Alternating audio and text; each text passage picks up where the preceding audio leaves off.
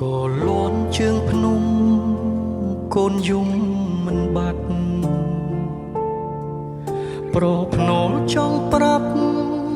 ត្រូវឃ្លាតពុកថ្លៃពុកចេញទៅ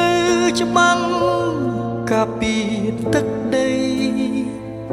កូនយំអោបដៃស៊ូពុកទៅណាភ្លៀងធ្លាក់ព្រៃជ្រៅមេឃខ្មៅងងឹតពុកបដូរជីវិតមិនខ្លាចខ្សិនខ្សៃដេញចោលឆ្លៀនពៀនស្រែកឃ្លានទឹកដីស្មរភូមិបានជ័យពុកត្រូវពលី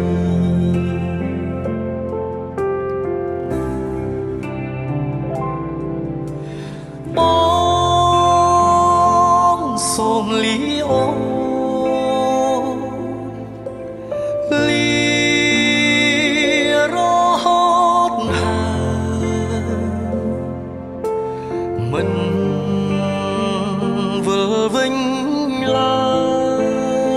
យសូមកុំរងចាំសុំតោកូនប្រុសស្រីជាទីស្រឡាញ់ពុកមិនបានបំពេញរាល់ភា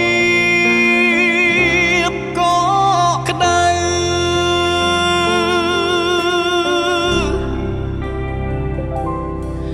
ពេលកូនដឹងក្តី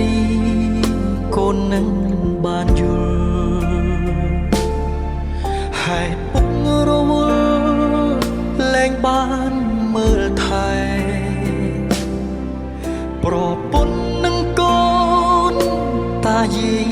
ពុកម៉ែដើម្បីជាតិខ្មែរពុកស៊ូលះបង់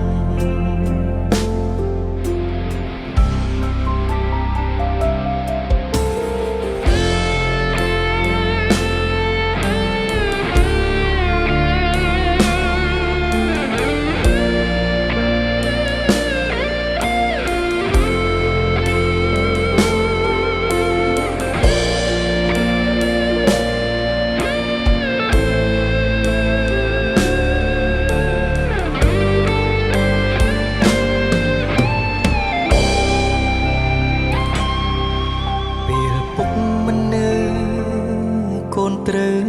ខំរៀនពេលចំណេះមានត្រូវស្គាល់ដំឡៃគោរពលើកស្ទួយទីហ៊ានជាងជ័យកូនបានសុខសប្បាយដោយឈាមពុកហូរ